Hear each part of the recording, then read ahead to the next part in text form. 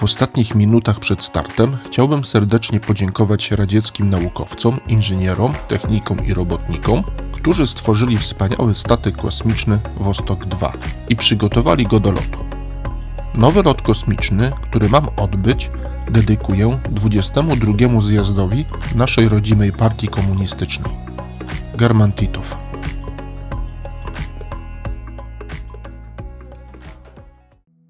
German Titow urodził się 11 września 1935 roku we wsi Wierchny Jerzylino w okręgu kasiczyjskim w kraju Altajskim. Jego ojciec Stjepan Titow był nauczycielem literatury i języka rosyjskiego. Bardzo lubił grać na skrzypcach. W młodości chciał nawet podjąć edukację muzyczną, ale ze względu na śmierć swojego ojca, jako najstarszy syn, musiał iść do pracy i zarabiać na życie. Swoje niespełnione marzenia próbował przelać na syna, ale German okazał się pod tym względem dość leniwym uczniem. Kiedy ojciec poszedł na wojnę, sytuacja w domu zaczęła się pogarszać.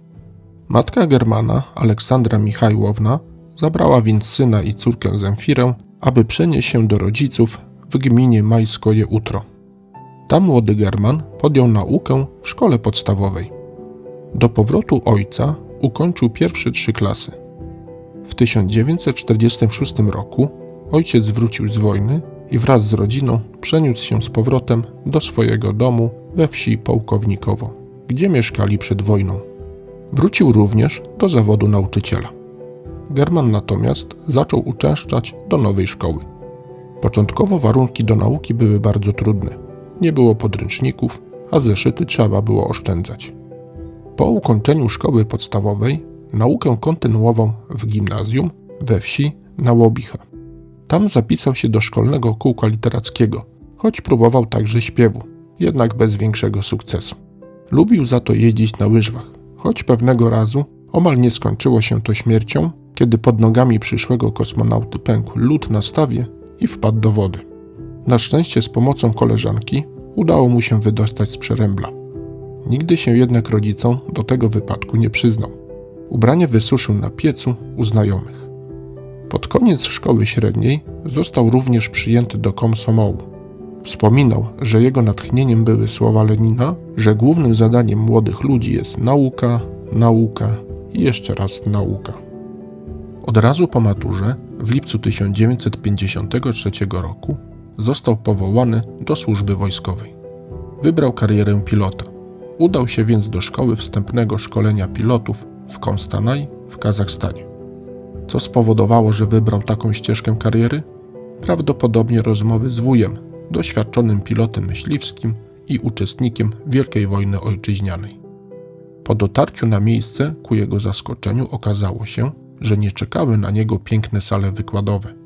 Dostał mundur i rozkaz, aby wraz z nowymi towarzyszami wykopać sobie ziemianki i w nich się zakwaterować. Latanie i studia nie wchodziły na razie w rachubę. Pierwsze ćwiczenia przyszłych pilotów nie różniły się za bardzo od szkolenia normalnego żołnierza. Nauka marszu, składania meldunku i salutowania starszym rangom. Później dopiero przyszedł czas na zajęcia z taktyki ogólnej i taktyki sił powietrznych, historii aeronautyki, działania samolotów szturmowych, bombowych oraz podstaw latania. 27 listopada 1953 roku złożył przysięgę wierności ojczyźnie jako żołnierz Armii Czerwonej. Został również wybrany do prezydium komsomołu swojej kompanii. W wolnych chwilach studiował dzieła klasyków marksizmu i leninizmu, ale również śledził wydarzenia krajowe i zagraniczne. Było mu to potrzebne w pracy młodego propagandysty, którym dosyć szybko został. Zanim jednak było mu dane usiąść za sterami samolotu, jak każdy musiał przejść drogę pomocnika mechanika, co wiązało się z ciężką pracą fizyczną, plamami oleju na kombinezonie i zapachem benzyny. Najpierw trzeba nauczyć się dbać o maszynę, a potem latać. Samolot jest jak dziewczyna, lubi czułość i uwagę. To były ulubione powiedzonka jego instruktora. Jeszcze przed pierwszym lotem, ze względów bezpieczeństwa, każdy musiał wykonać chociaż jeden skok spadochronowy. Pierwszy raz wzbił się w powietrze wiosną 1954 roku na samolocie Li-2 lecz jeszcze nie za sterami. Natomiast pierwszy lot samolotem w obecności instruktora na samolocie Jak-18 omal nie skończył się śmiercią. Tuż przed lądowaniem na pasie pojawiła się jakaś przeszkoda. Sytuację uratował instruktor, podrywając samolot w ostatniej chwili. Początki Titowa jako pilota były dość trudne. Największe trudności sprawiało mu podejście do lądowania. Zawsze było coś nie tak, a jego instruktor ciągle był niezadowolony. Jednak po 1,5 roku służby jego umiejętności były coraz lepsze. Dostał krótki urlop i mógł w końcu odwiedzić rodziców. Czas beztroskiego lenistwa jednak szybko minął. Po powrocie do wojska zdał celująco wszystkie egzaminy. W 1955 roku pożegnał się ze szkołą wstępną i złożył prośbę o przeniesienie do szkoły pilotów myśliwskich. Decyzję pochwalił jego instruktor Gonyszew, choć nie w bezpośrednich słowach, dodając: latanie migami to trudna sprawa. W 1957 roku podjął naukę w Stalingradzkiej Wojskowej Szkole Pilotów imienia Czerwonego Sztandaru Proletariatu Stalingradzkiego. To tu poznawał arkana aerodynamiki, nawigacji lotniczej, konstrukcję samolotu odrzutowego. Szkolił się na samolotach Jak-11, które były zdecydowanie szybsze niż Jak-18 z poprzedniej szkoły pilotów. Dosyć szybko awansował też na dowódcę drużyny i jako pierwszy z całej ekipy wykonał samodzielny lot bez instruktora. Titow okazał się bardzo pojętnym uczniem. Jego późniejsze loty zawsze były wysoko oceniane przez instruktorów. Miał tylko jedną wpadkę. Kiedyś podczas lotu symulującego walkę powietrzną zbliżył się za bardzo do samolotu instruktora. Ten już na ziemi w gniewie nazwał go albatrosem. Titow do końca życia nie zrozumiał, co to miało tak naprawdę oznaczać. Na końcu szkolenia usłyszał od dowódcy eskadry: towarzyszu Titow, daję wam najwyższą cenę. Tylko nie bądź zarozumiały. Musi się jeszcze dużo nauczyć. W raporcie natomiast pojawiło się zdanie: powinniście zwrócić uwagę na tego kadeta. W przyszłości będzie doskonałym pilotem. Leci śmiało i pewnie. Przesiadka na miga faktycznie okazała się trudna. Wszystko działo się 100 razy szybciej i ciężko mu było opanować te wszystkie manewry. Na pocieszenie instruktor stwierdził: wszystko w porządku. Coś takiego zdarza się każdemu pilotowi, jeśli przesiada się do szybszego samolotu. Przyzwyczai się do tego. Instruktaż lotu migiem skończył się bardzo szybko. Oceny z teorii, techniki pilotażu i użycia bojowego otrzymał celujące. 11 września 1957 roku ukończył szkołę z pierwszą kategorią i awansował na stopień porucznika. Po ukończeniu szkoły, jak większość pilotów, chciał dostać się do pułku lotniczego i służyć ojczyźnie. Miesiąc później świat obiegła informacja o wystrzeleniu Sputnika 1. German usłyszał tą wiadomość w radiu, przebywając wówczas w rodzinnej wsi. Jak wspominał później, nie było osoby, która by o tym nie mówiła. Był dumny, że jego ojczyzna stała się pionierem w eksploracji kosmosu. Opuszczając rodzinne strony, udał się do Leningradu, gdzie miał trafić do 26. Gwardyjskiego Pułku Lotniczego. Nie zdążył się jeszcze zaklimatyzować, gdy 3 listopada 1957 roku, w przeddzień obchodów 40. rocznicy Wielkiej Socjalistycznej Rewolucji Październikowej, wystrzelono drugiego radzieckiego satelitę Sputnika 2, w kabinie którego siedział pies Łajka. Jak wówczas mówiono, poleciała w kosmos, by wytropić drogę dla człowieka. Warto tutaj wspomnieć, że Rosjanie prowadzili badania nad zwierzętami w kosmosie od 1949 roku, ale lot Łajki był znacznie dłuższy. W pułku czekała na niego nowa niespodzianka w postaci samolotów odrzutowych Su-7, na których nie miał jeszcze okazji latać. Tak więc nauka trwała dalej. Pomimo tego, że nie był osobą zbyt rozrywkową, od czasu do czasu z kolegami wpadał wieczorami do garnizonowej knajpki. Na jednej z takich zabaw poznał swoją przyszłą żonę Tamarę, która przyjechała z Ukrainy z Donbasu i pracowała na wojskowym lotnisku. W weekendy robili wypady do Leningradu, aby spacerować ulicami miasta i rozmawiać o wszystkim. Niedługo potem odbył się ich skromny ślub. O fakcie tym powiadomił listownie rodzinę. W odpowiedzi od ojca otrzymał jedno zdanie: pamiętaj, że Titowowie żenią się tylko raz. To było błogosławieństwo, słowo pożegnalne i gratulacje w jednym. Życie go nie rozpieszczało. Dziecko, które im się później urodziło, miało poważną wadę serca i wkrótce zmarło. Wzajemny szacunek i miłość pozwoliła im przetrwać ten trudny czas. 15 maja 1958 roku dowiedział się, że w kosmos poleciał trzeci radziecki sztuczny satelita, Sputnik 3. Tym razem coraz częściej szeptano, że już niedługo może polecieć w kosmos pierwszy człowiek. Dla Titowa były to zbyt optymistyczne prognozy, ale nie wiedział nic o ambitnych planach Komitetu Centralnego KPZR i Nikity Chruszczowa. W letni urlop poleciał z żoną w rodzinne strony samolotem Tu-104, tym razem jako pasażer. Lot do Nowosybirska zajął mu tylko 5 godzin. To był powiew nowych czasów. Pewnego razu po locie treningowym został wezwany do dowódcy, który oznajmił, że trwa selekcja kandydatów do przekwalifikowania się na nowy sprzęt. Postanowiliśmy zgłosić ciebie. Zgadzasz się? Titow odpowiedział tak. Na razie nie mów tego nikomu. Możesz skonsultować się z żoną.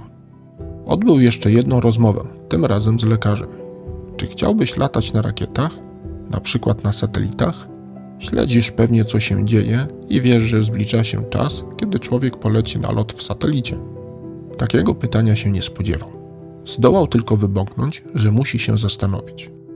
Ostatecznie wyraził zgodę, choć kompletnie nie orientował się, czego od niego będą wymagać. Tamara nie podzielała jego entuzjazmu. Przecież niedługo miało im się urodzić dziecko. Po wizycie tajemniczego człowieka wszystko wróciło do normy. Na urlop wraz z żoną pojechał na Altaj odwiedzić swoich rodziców i siostrę. Nie mógł jednak doczekać się powrotu do jednostki. Ciągle chodziła mu po głowie wizja lotu w kosmos. Po powrocie czekała na niego informacja o stawieniu się do Moskwy. W budynku pod wskazanym adresem spotkał jeszcze kilkunastu innych młodych pilotów, wybranych z około 3,5 tysiąca kandydatów. Tam został skierowany do szpitala. Na początku położyli go do łóżka, jak zwykłego chorego, i przeprowadzali niekończące się badania. Później odbyła się rozmowa z psychologiem, który wytłumaczył mu, że przygotowanie człowieka do lotu w kosmos przypomina marsz niewytyczonymi ścieżkami, a najmniejszy błąd może go wiele kosztować. Jedno jest tylko pewne: osoba, która poleci w kosmos, musi być absolutnie zdrowa.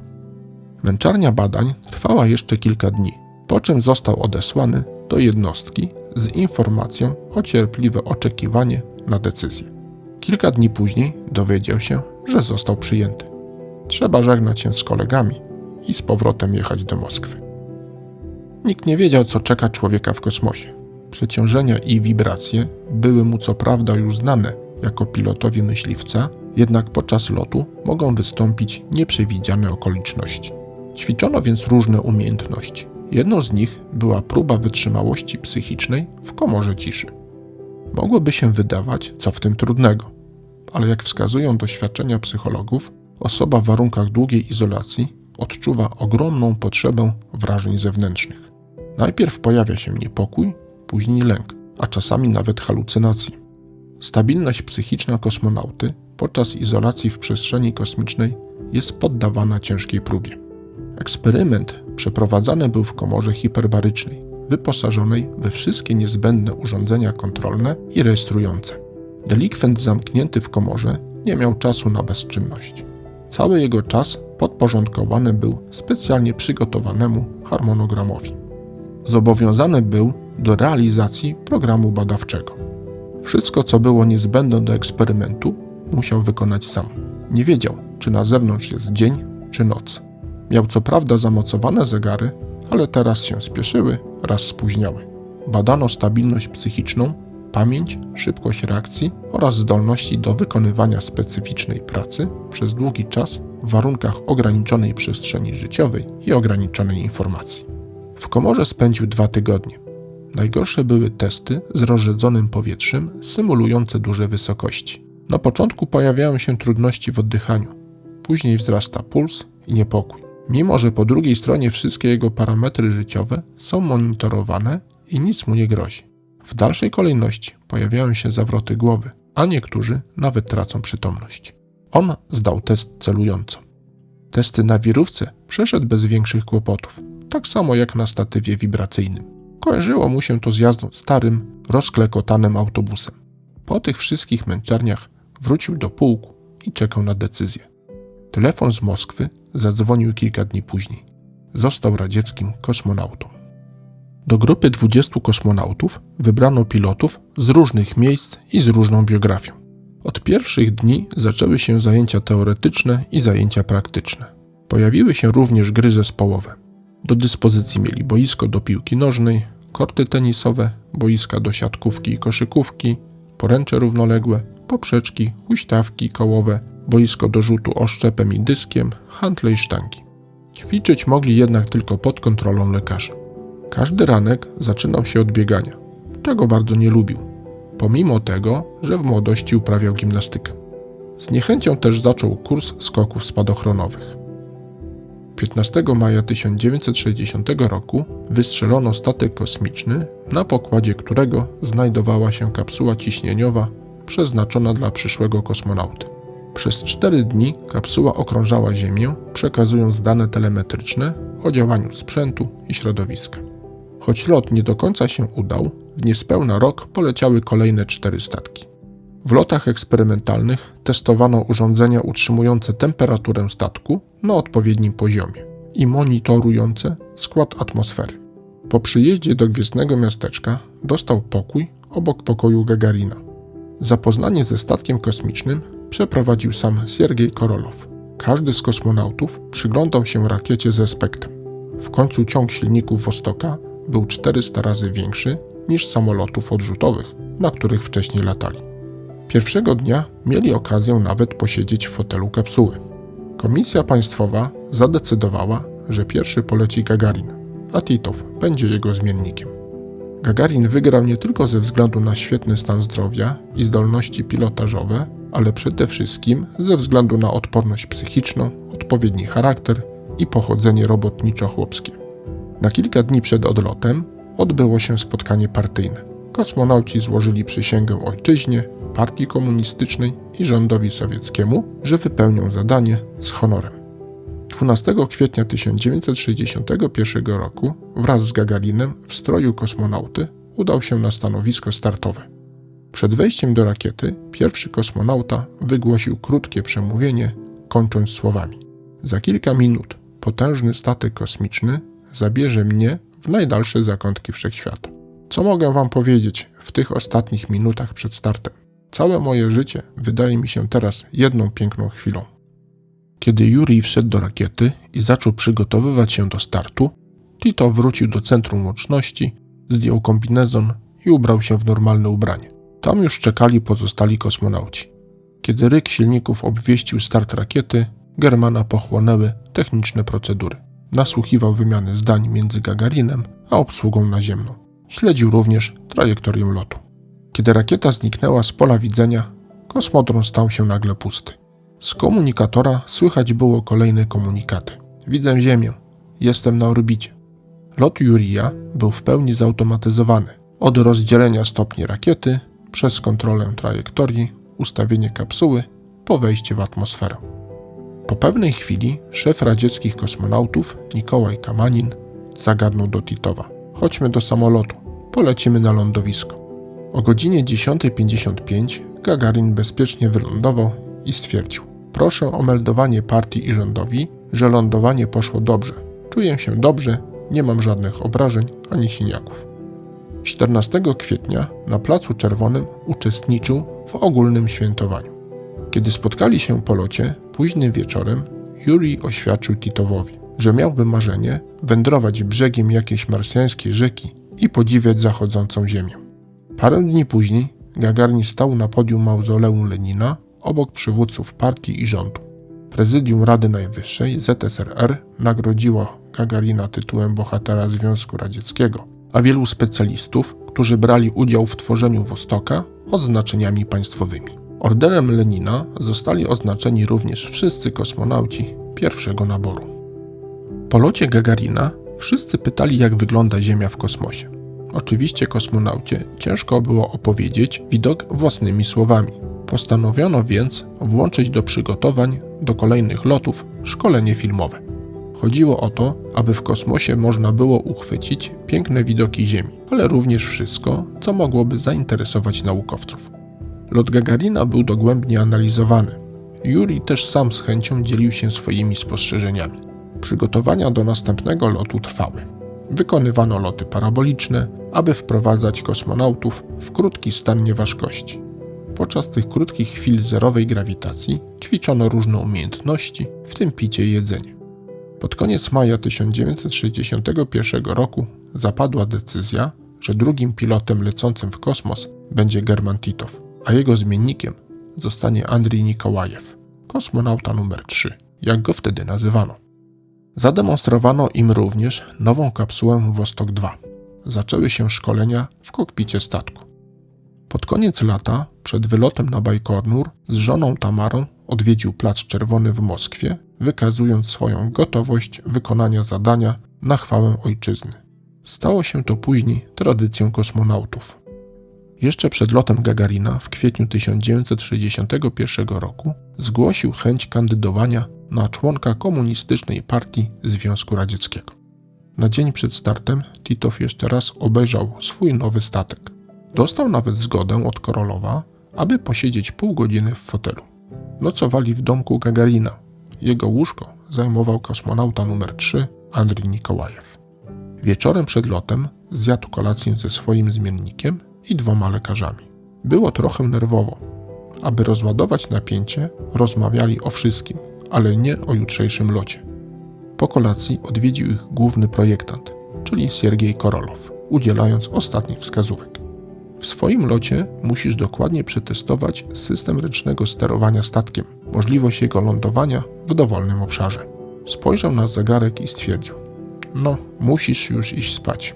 Zanim jednak się położył, odbyło się ostatnie badanie. Puls i ciśnienie krwi w normie, oddech spokojny. Do klatki piersiowej przyczepili mu elektrody rejestrujące funkcje życiowe. W nocy na chwilę się obudził, żeby wyłączyć wentylator. Na stole leżał bukiet kwiatów. Uśmiechnął się i poszedł spać dalej. 6 sierpnia 1961 roku rano został obudzony przez doktora Jewgenija Karpowa. Później odbyło się kolejne badanie lekarskie, gimnastyka i śniadanie. Procedura zakładania kombinezonu chwilę trwała.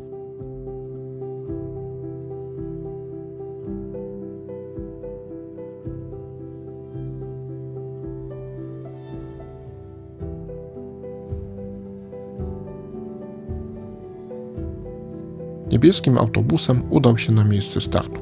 Przed lotem wygłosił przemówienie. W tej chwili chciałbym jeszcze raz podziękować Komitetowi Centralnemu, mojej rodzimej partii leninowskiej, rządowi radzieckiemu, drogiemu Nikicie Siergiejewiczowi Chruszczowowi za zaufanie, jakim mnie obdarzono, i zapewnić, że dołożę wszelkich sił i umiejętności, aby wypełnić to zaszczytne i odpowiedzialne zadanie. Jestem głęboko przekonany o sukcesie tego lotu. Do zobaczenia wkrótce, drodzy towarzysze i przyjaciele. W towarzystwie aparatów i kamer filmowych zajmuje miejsce w statku kosmicznym. Sprawdza przyrządy, komunikację radiową. Wszystkie swoje późniejsze spostrzeżenia zapisze w białym notatniku z godłem ZSRR. Jest to dziennik pokładowy statku kosmicznego Wostok 2. Obok znajduje się kieszonka z ołówkami. Zgodnie z sugestią Gagarina, ołówek jest przywiązany sznurkiem do notatnika. Dokładnie o godzinie 9 czasu moskiewskiego rakieta ożyła. Zaczęła drgać i powoli wznosić się w górę. Już od pierwszych sekund lotu rakiety zabrał się do pracy. Monitorował instrumenty, utrzymywał dwukierunkową łączność radiową ze stanowiskiem dowodzenia i obserwował przez iluminatory oddalającą się Ziemię. Widok był o wiele wspanialszy niż krajobrazy, które wcześniej oglądał pod skrzydłem odrzutowca.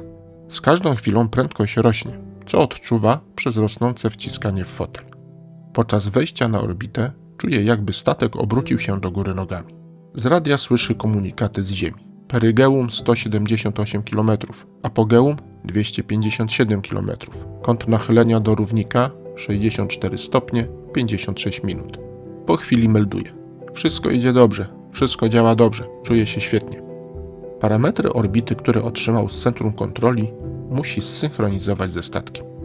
Głównym zadaniem jego lotu jest zbadanie wpływu mikrograwitacji na organizm podczas długiego lotu. Miał również przetestować system sterowania ręcznego. W ciągu dnia każda z 17 orbit wokół Ziemi miała swój ścisły harmonogram pracy, które musiał wykonać. Wszystko było zaplanowane co do minuty. Kiedy prowadzić łączność radiową z Ziemią, kiedy przejąć kontrolę nad statkiem, kiedy jeść i pić, kiedy spać i się budzić. W kokpicie szybko zapada zmrok. Gasi więc wszystkie światła, aby oszczędzać baterie. Za pół godziny będzie świt. I tak 17 razy. Obserwuje Ziemię pod swoimi stopami. Po około 1,5 godzinie kończy pierwszą orbitę, czyli to, co ostatnio zrobił Gagarin. Teraz pisze nową historię. Już po godzinie od startu włączył ręczne sterowanie. Tą chwilę wspomina później słowami: Wostok 2 spełnił moje marzenia, a ja prowadziłem go z takim samym spokojem, z jakim prowadziłem samochód na ziemi i latałem samolotem odrzutowym na niebie. Podczas drugiego okrążenia przesyła na Ziemię raport do Komitetu Centralnego KPZR o przebiegu lotu. Znowu obserwuje Ziemię. Wszystkie kontynenty mają swoje charakterystyczne kolory. Jego ciało cały czas było monitorowane. Puls 88 uderzeń na minutę, częstotliwość oddechów 15-18 na minutę, połączenie działa stabilnie. Lecąc nad Moskwą odbiera fale radiowe agencji informacyjnej TASS. W wiadomościach podają o udanym locie statku Wostok 2. Dostaje też pozdrowienia od Jurija Gagarina, który z wizytą znajduje się w Kanadzie. O godzinie 11:48 czasu moskiewskiego kończy drugą orbitę. Jak wspominał, przelatując nad kontynentem afrykańskim, przekazałem pozdrowienia ludom Afryki walczącej z zachodnim kolonializmem, gdzie francuscy imperialiści testują swoje bomby atomowe i zatruwają promieniotwórczym strątem powietrze naszej planety. Przelatując natomiast nad ojczyzną, wzruszały go widoki różnorodnej palety barw, pól uprawnych, lasów, potężnych rzek i szczytów górskich. Wydawało mu się, że dostrzega również dymy i błyski pieców martenowskich, przy których pracowała wielka armia budowniczych komunizmu.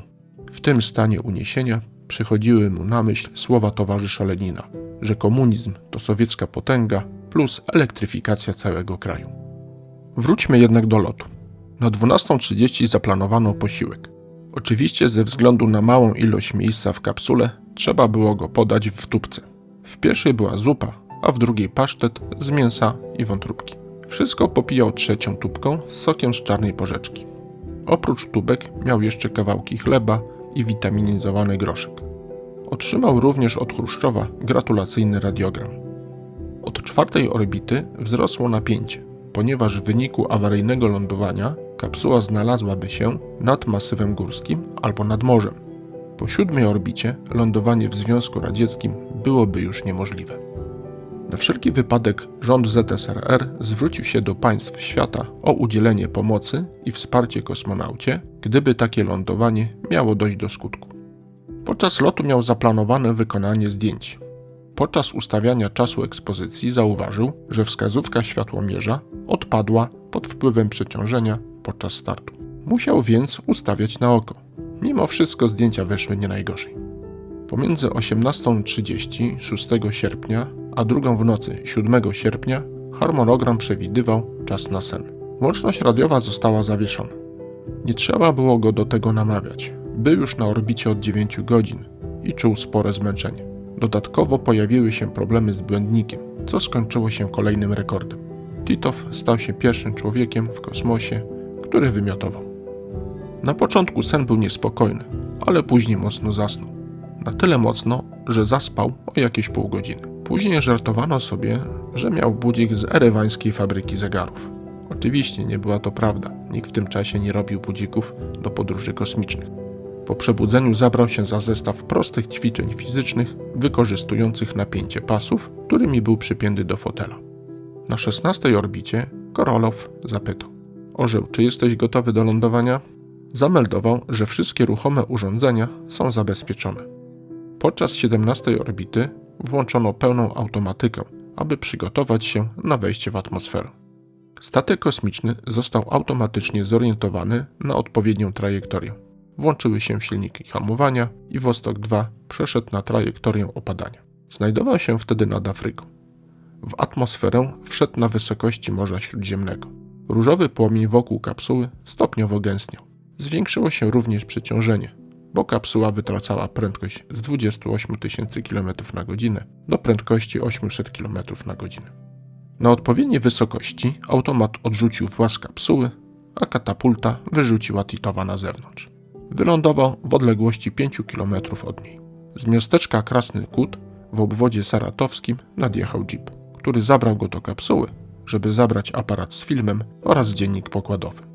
Po przybyciu do Okręgowego Komitetu Partyjnego zadzwonił do Moskwy z informacją, że wylądował i wszystko przebiegło dobrze. Wokół gromadziło się pełno ludzi z kwiatami. Gratulowali i wykrzykiwali jego nazwisko. Po chwili zabrano go na lotnisko, gdzie przebrał się w normalne ubranie. Zdjęto mu także wszystkie czujniki i zbadano. Zanim poleciał do Moskwy, wylądował na krótki odpoczynek w Bajkonurze, gdzie czekali na niego przyjaciele, łącznie ze zmiennikiem. Został również poddany szczegółowym badaniom. Wszyscy zasypywali go pytaniami. Musiał również spisać raport z lotu. Jeszcze w tym dniu odbył konferencję prasową. Na drugi dzień z samego rana odleciał do Moskwy samolotem IL-8, gdzie na lotnisku zastali go członkowie rządu i informacja, że został członkiem partii komunistycznej. Każdą godzinę lotu policzono jako rok stażu. Lot Germana Titowa pokazał, że człowiek może żyć i pracować w stanie nieważkości przez dłuższy czas. Dodatkowo ustanowił kilka rekordów, łącznie z tym do dzisiaj niepobitym. Jako najmłodszy człowiek okrążający Ziemię. W momencie startu miał 26 lat. Po powrocie do Moskwy osobiście spotkał się z Chruszczowem, ale również z ojcem, matką, żoną i siostrą.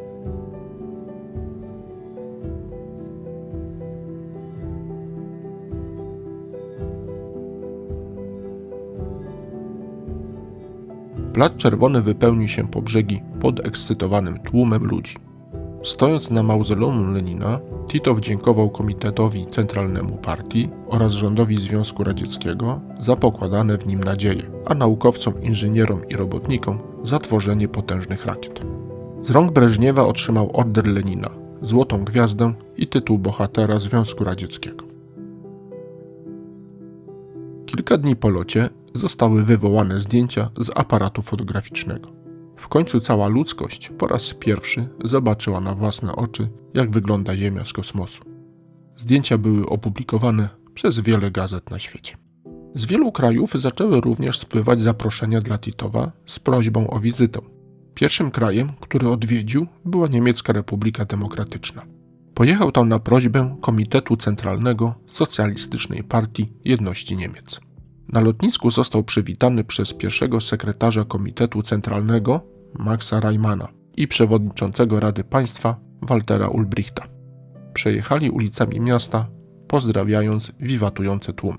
Odwiedzili Bramę Brandenburską, która wówczas w symboliczny sposób oddzielała Berlin Wschodni od Berlina Zachodniego. Później Tito wspominał, że czuł na sobie wzrok oficerów brytyjskich sił okupacyjnych, obserwujących każdy jego ruch z dachu Reichstagu. Wieczorem odbyło się uroczyste posiedzenie Niemieckiej Akademii Nauk, na której to zdał sprawozdanie ze swojego lotu. Podczas pobytu w zakładach sprzętu elektrycznego otrzymał odkurzacz. W ramach wizyty w NRD odwiedził jeszcze Magdeburg, Lipsk i Halle, nazywanym wówczas Czerwonym Sercem Niemiec.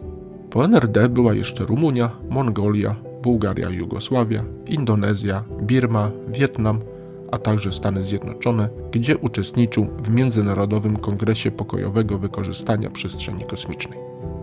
Będąc w Wietnamie, wybrał się na przejażdżkę łodzią po zatoce Halong. Towarzyszył mu Ho Chi Minh.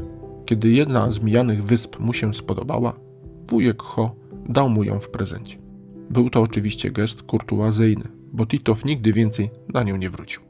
Dostał również honorowy tytuł Bohatera Pracy Demokratycznej Republiki Wietnamu oraz został wybrany na prezesa Zarządu Głównego Towarzystwa Przyjaźni Radzieckiej i Wietnamskiej. Do Wietnamu wracał kilkukrotnie, wspierając kraj w walce z Amerykanami. Nie potępiał Amerykanów jako ludzi, tylko jako system. Wytykał Ameryce dwulicowość. Podczas pobytu w Stanach stwierdził, że Nowy Jork nie przypadł mu do gustu. Za dużo ruchu, hałasu i reklam. Wraz z Glennem spędził cały dzień zwiedzając Waszyngton. Wjeżdżając na taras widokowy obelisku George'a Waszyngtona, ktoś zażartował. Teraz odbędzie się pierwsza radziecko-amerykańska podróż w kosmos. Razem również odwiedzili prezydenta Kennedy'ego w Białym Domu. Na przyjęciu ambasadora ZSRR miał okazję poznać samego Wernera von Brauna. Na koniec wizyty w USA Tito, Shepard i Glenn urządzili sobie imprezę z amerykańskimi stekami i rosyjską wódką. Spotkanie w domu Glena zawsze wspominał bardzo ciepło. W późniejszym czasie poznał jeszcze Scotta Carpentera, Franka Bormana i Neila Armstronga. Kiedy przygotowywano pierwszą wyprawę na Księżyc, Frank Borman przebywał wówczas w Związku Radzieckim. Zwrócił się do Titowa z prośbą o przekazanie pamiątek po radzieckich kosmonautach, które wraz z pamiątkami po Grissomie, White'cie i Chaffim miałyby polecieć na Księżyc jako pamiątka po odważnych ludziach, którzy oddali życie w drodze do gwiazd. Titow przekazał medale Jurija Gagarina i Władimira Komarowa.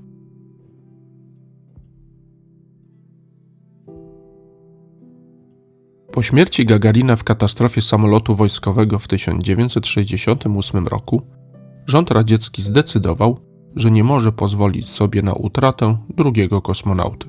Odsunięto więc Titowa od dalszych lotów.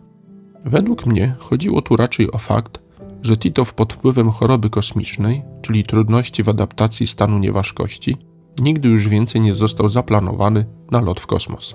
Nudności, wymioty, utrata orientacji, ból zatok podczas obracania głową i ruchu gałek ocznych skutecznie go zdyskwalifikowały. Te prawdopodobnie odsunięcie Titowa od lotów spowodowało, że zaczął coraz częściej spoglądać w kieliszek. 26 czerwca 1964 roku, prowadząc samochód w stanie nietrzeźwości, uderzył w jakąś przeszkodę. W samochodzie znajdowała się jeszcze jakaś kobieta, która w wyniku poniesionych obrażeń zmarła. Śledztwo w tej sprawie prowadziła wojskowa prokuratura, utajniając wszystkie fakty. Został upomniany i zdegradowany. 31 lipca 1970 roku został przeniesiony z Centrum Szkolenia Kosmonautów do Akademii Sztabu Generalskiego na skutek wielokrotnego naruszania dyscypliny. Wiele jego wyskoków tuszowano ze względu na prestiżowy wizerunek drugiego radzieckiego kosmonauta. Akademię tę ukończył w 1972 roku i został mianowany zastępcą szefa Centrum Kontroli Wojskowych Statków Kosmicznych w Ministerstwie Obrony. Równocześnie przewodniczył Państwowym Komisjom do spraw testowania systemów rakietowych i kosmicznych. Był również zastępcą redaktora naczelnego magazynu Lotnictwo i Kosmonautyka. 31 stycznia 1980 roku obronił pracę doktorską w Akademii Wojskowej Sztabu Generalnego Sił Zbrojnych ZSRR imienia Woroszyłowa. W październiku 1991 roku przeszedł na emeryturę. Na początku lat 90.